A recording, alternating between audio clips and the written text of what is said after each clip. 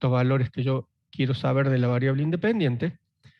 Y el análisis de correlación me va a decir qué tan buenos son esos valores para yo poder utilizar eso que calculé en el análisis de regresión para tomar esas decisiones. Entonces, yo, digamos, voy a trabajar con la regresión lineal, no porque sea la única que existe, sino porque es la más simple. Entonces, como la idea es que entiendan el tema, vamos a trabajar con la más simple. ¿Para qué me sirven todos estos métodos? Para, digamos, si yo después voy a utilizar el método de los mínimos cuadrados, todos estos métodos me sirven para que yo, cuando analice un ejercicio, si cometo un error en una fórmula, no tenga todo mal. Porque si yo solamente uso el método de los mínimos cuadrados y me equivoco en algo, me va a dar cualquier cosa. Si yo utilizo alguno de estos métodos, supongamos el método de mano alzada pura, tratando de hacer una línea, o supongamos que tengo las medias, entonces uso el mano alzada corregido para que sea un poco mejor. Si tuviera puntos, utilizo semipromedios o promedios móviles, pero lo que yo obtengo cuando yo aplico esta fórmula, si bien las fórmulas estas no son complicadas, son sumatoria de 4 columnas, yo hago esta tablita y estos valores son los que yo voy a tener que reemplazar en la fórmula. No es, digamos, algo complicado, son 4 valores que se reemplazan en esta fórmula, tanto en la de arriba y la de abajo, más n. Entonces, si bien no es complicado, yo puedo cometer un error, y si cometo un error va a estar todo mal. La forma de que no esté todo mal es graficarlo, y que cuando yo lo grafique, vea que la línea que me da la función que yo obtengo en este método sea parecida o igual a la que yo tracé con alguno de los métodos anteriores. Entonces, a modo de controlar, es que cualquiera de los métodos anteriores me ahorra la posibilidad de que esté todo mal lo que hice. Digamos, acá les doy otros ejemplos de otras regresiones no lineales que también, digamos, se usan en función de cómo están distribuidos los datos. Y después tenemos el análisis de correlación, donde también obviamente vemos solo correlación lineal. Tienen el error estándar de correlación, que es una especie de desviación estándar con respecto a la media. El error estándar de correlación es una especie de desviación estándar con respecto a la recta de regresión. No es la desviación estándar, pero sería un concepto asimilable. Y después tenemos los dos coeficientes que utilizamos para calcular, para saber, digamos, para analizar, porque me dan valores entre 0 y 1 o entre menos 1 y 1, depende de otro, porque este valor, si bien me puede ser útil para saber cuál es la desviación, no me va a decir qué tan bueno es por ahí el valor para utilizarlo o no. En cambio, el coeficiente de determinación y el coeficiente de correlación sí lo van a hacer. Entonces, cada uno tiene su particularidad, si vas desde 0 hasta 1 o desde menos 1 a 1, y me brindan información que a mí me va a servir para saber si el dato es confiable o no es confiable. ¿Dudas teóricas o prácticos sobre la unidad 8?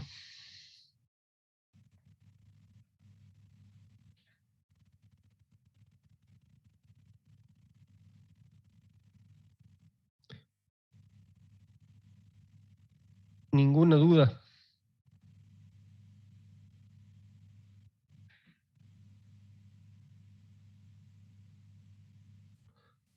Todos tienen claro cómo contestar, por ejemplo,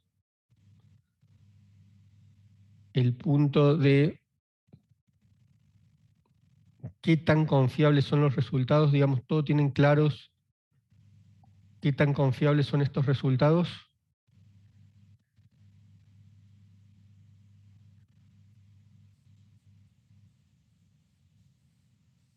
Bien.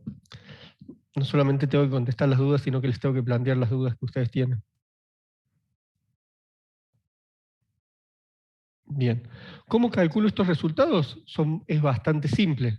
Lo único que hago es, tengo esta función y cambio el x por el valor de la variable independiente, en este caso 9, calculo 4 por 9 más 80 y me da los 116. Así de simple se calcula. Ahora, ¿de qué depende la confiabilidad que yo tengo de estos valores? En el análisis de regresión, digamos, la confiabilidad depende de dos cosas. Una cosa es el coeficiente de determinación o el coeficiente de correlación que yo calcule. Entonces, tengo los coeficientes que me dicen, en este caso, son valores altos, bastante cercanos a 1, por lo tanto yo diría que es muy confiable. Pero dije que depende de dos cosas.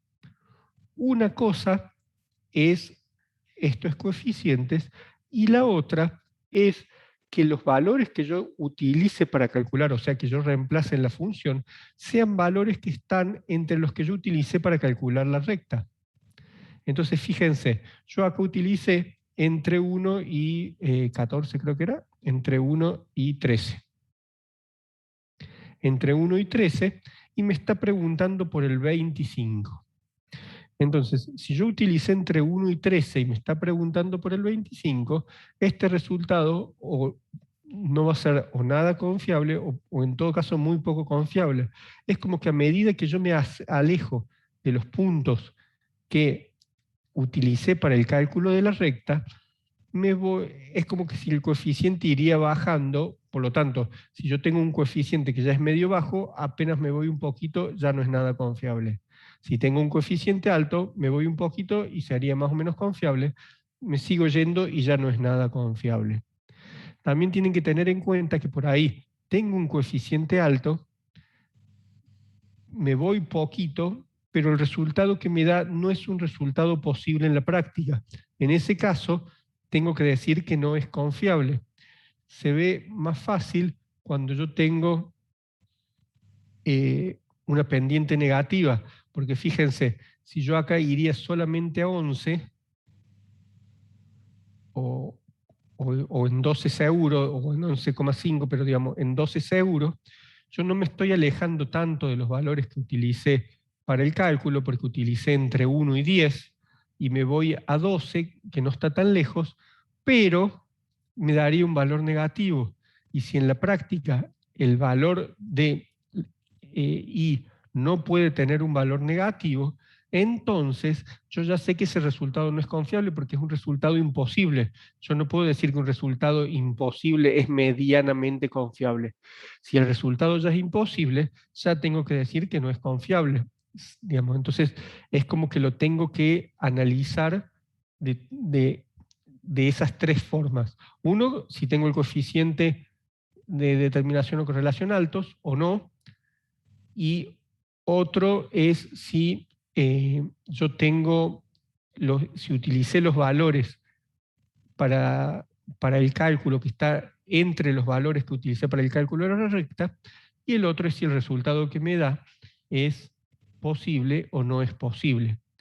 Fíjense que acá yo les pongo un porcentaje.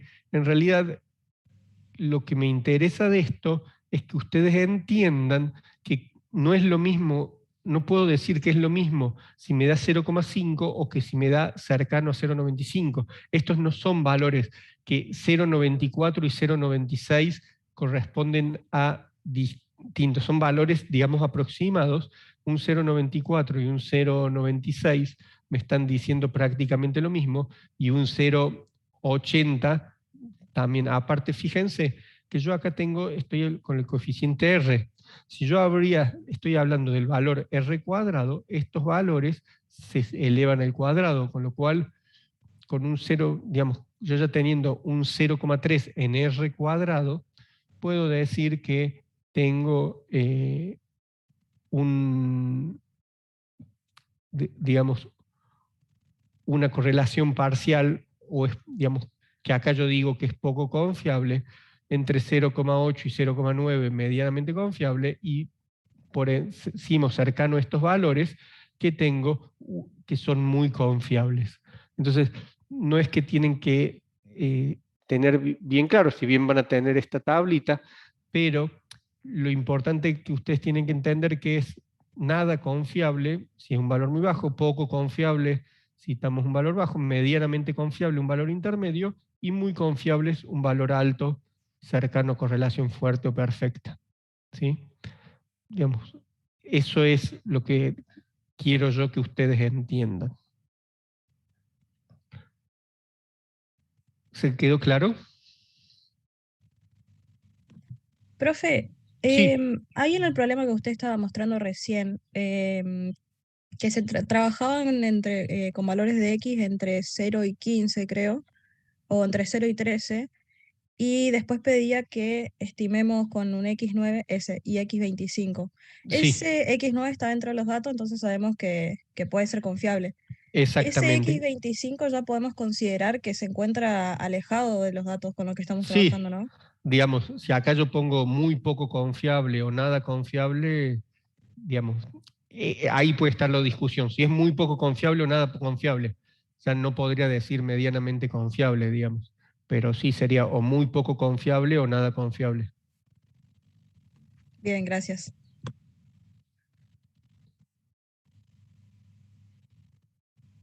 Bien. ¿Alguna otra duda sobre la unidad 8?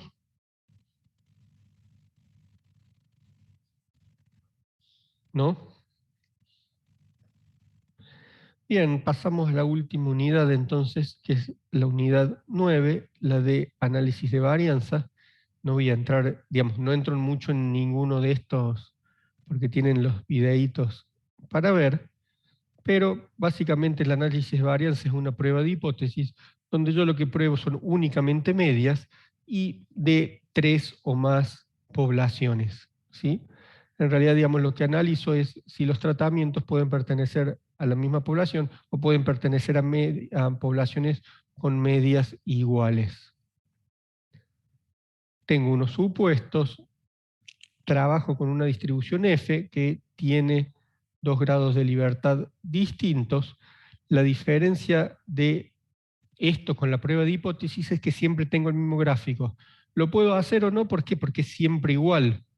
Simplemente si tengo dudas, lo hago, total, no me demoro mucho, pero siempre es igual. Sería lo equivalente a una prueba lateral derecha donde la zona de rechazo la tengo a la derecha. Entonces, cuando el F de la tabla sea menor, perdón, cuando el F calculado sea menor al F de la tabla, o sea, acá tenemos el F de la tabla, cuando el F calculado sea menor al F de la tabla, voy a aceptar la hipótesis nula de que las medias son iguales, y cuando el F calculado sea mayor al F de la tabla, voy a rechazar la hipótesis nula de que las medias pueden ser iguales. Entonces, tengo la distribución, digamos, como estas tablas, tengo una tabla para cada alfa. Nosotros trabajamos 2, pero tienen que tener en cuenta de no equivocarse porque también van a tener todo mal, de elegir la tabla correcta. Nosotros tenemos 4 diseños de experimentos que son los más utilizados, de los cuales simplemente vamos a resolver práctico de los 2 más simples, que es el completamente aleatorio y por bloques aleatorizados.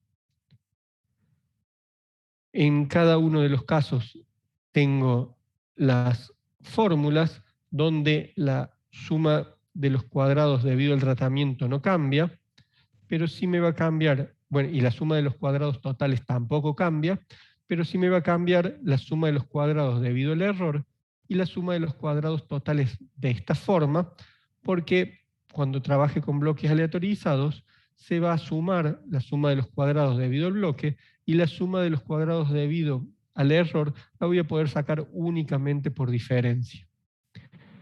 Tengo estos ejercicios donde ustedes pueden ver un ejemplo y las fórmulas. ¿Dudas sobre la unidad 9? Profe, yo tengo una duda con una Sí, fórmula. sí, La de la suma, la de la doble sumatoria, que era la suma de los cuadrados totales sí, en ambas. ¿Qué quiere decir, digamos, la raya? Porque la raya que estaba arriba, vio que es x sub i j raya. La raya no significaba como media, porque usted en el claro. video dice que es la sumatoria de cada una de las variables de respuesta menos la media de las medias al cuadrado. ¿Por qué tiene la raya, digamos, el x y sub j? Eso es lo que no alcanzo a comprender. Porque yo lo tomé como cada uno de los valores menos la media al cuadrado, o sea, cada una de las variables de respuesta menos la media al cuadrado. Sí, O eso es lo que hizo usted en el video. sí, tenés razón. ¿La puse en el otro lugar la raya también? Sí, la puse en los dos lugares. Sí, acá justamente tenés razón. Esta raya eh, la tengo que borrar. Simplemente se ve que puse digamos, porque esto es cada uno de los valores. No hay media de los valores, sino es cada uno de los valores con respecto a la media de las medias. No, no iría esa raya. Ah, bien, no, porque me estaba confundiendo si quizá había otra manera de sacarlo y yo lo estaba calculando No, mal, no, pero de todas formas me daban las respuestas por eso. una sola forma de calcularlo, que es cada uno de los valores menos la media de las medias. Ah, bien, gracias, profe. Ya lo voy a corregir. También hay un error, que no sé si se dieron cuenta, también lo tengo que corregir, que en el de bloques aleatorizados, cuando sumo los de los cuadrados debido al error, en vez de restarle los tres estos que tengo acá, le resto solamente 1,5, que es la media de los cuadrados debido al tratamiento. También lo tengo que corregir, me lo dijeron el otro día.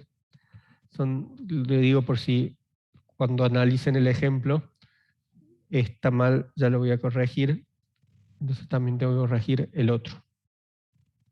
Dos cosas que tengo que corregir. Profe, Sí. eh, tengo una duda. Cuando hacemos el gráfico XR para un sigma que no son conocidos, yo ¿Cómo? había leído. Pará. Estamos en la unidad 9. Sí, pero es un error, es una duda similar a eso de X raya. No, no, no, por eso. Yo no sé si es un error o es así, que para construir el gráfico de R es D4, por ejemplo, R raya. Sí. ¿Y ese R raya de dónde sale? Y es la media de todos los rangos de las muestras. Si yo tengo todas las muestras que yo saqué, cada una tiene su rango, la media de esos rangos, digamos,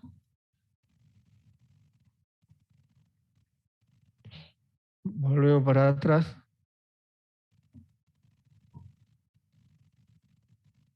O sea, cada muestra tiene su rango. O sea, cada muestra Acá, tiene tres números, por ejemplo. digamos, supongo que estoy en este ejercicio.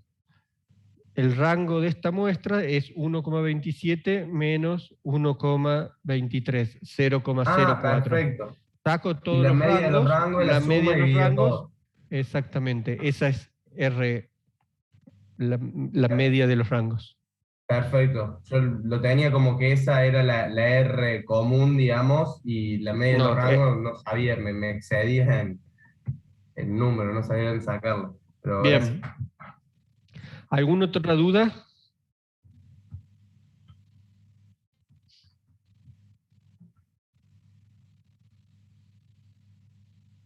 ¿No? ¿Ninguna otra duda? ¿Se entiende todo? ¿O todavía no empezaron a estudiar, por eso no tienen dudas? ¿Cómo es el asunto? O un poco, hay un poco y un poco.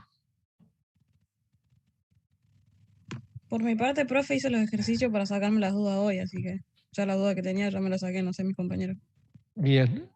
Bueno, ¿alguna otra duda con respecto a esto? ¿Al parcial? ¿A algo? ¿No? Bueno, entonces si no hay más dudas, Sí. solo... Sí, ¿En el parcial vamos a tener que graficar o no va a hacer falta?